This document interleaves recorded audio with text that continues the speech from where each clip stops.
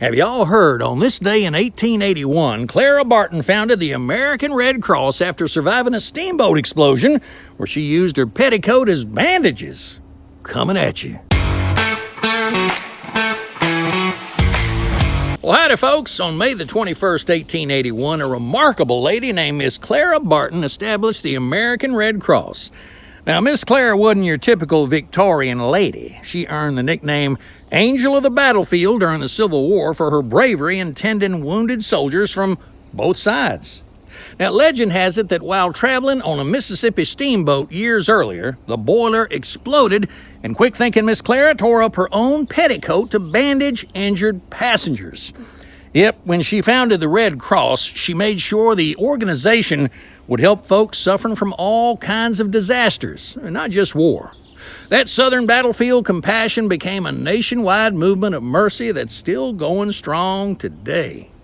Well, butter my biscuit and take my order, please. Today is National Waitstaff Day. That's right, May 21st is when we celebrate those hard-working folks who keep our sweet tea glasses filled and our biscuits coming hot from the oven. Did y'all know that some of the South's most famous waitstaff have been serving the same families for generations? At Doe's Eat Place in Greenville, Mississippi, some servers have been there for over 40 years. They don't just bring you food, they're practically family counselors, meteorologists, and local historians all rolled up into one apron. So next time you're at the Cracker Barrel or your favorite meat and three or catfish joint, remember to tip generously and say an extra "thank you, sugar" to your server. Just don't let your wife hit you in the head when you do that.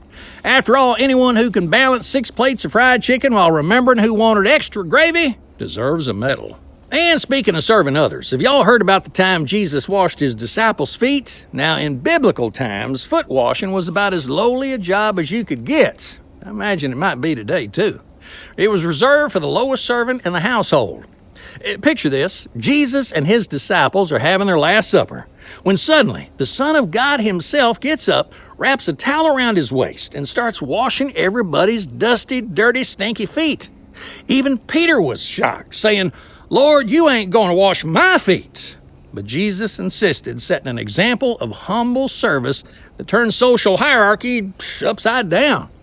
It's like if the governor showed up at your house and started scrubbing your bathroom. It just goes to show you that in God's kingdom, true leadership means being willing to do the jobs that nobody else wants. Hey, y'all heard about the annual Possum Festival coming up this weekend in Wausau, Florida? It's the 51st year they've been celebrating our furry nocturnal friends with a possum parade and a possum cook-off. I didn't know possums could cook. The festival chairman told reporters, "We hang the possums upside down by their tails before judging." When asked why, he said, "That's the only way to get them to smile for the camera." The highlight of the festival is when politicians compete to see who can hold a live possum the longest. My cousin Earl won 3 years ago until they disqualified him. It turns out he'd been practicing at home by hanging from his porch rafters by his feet. As my granddaddy would say, it ain't a real Southern festival until something with sharp teeth gets loose in the crowd.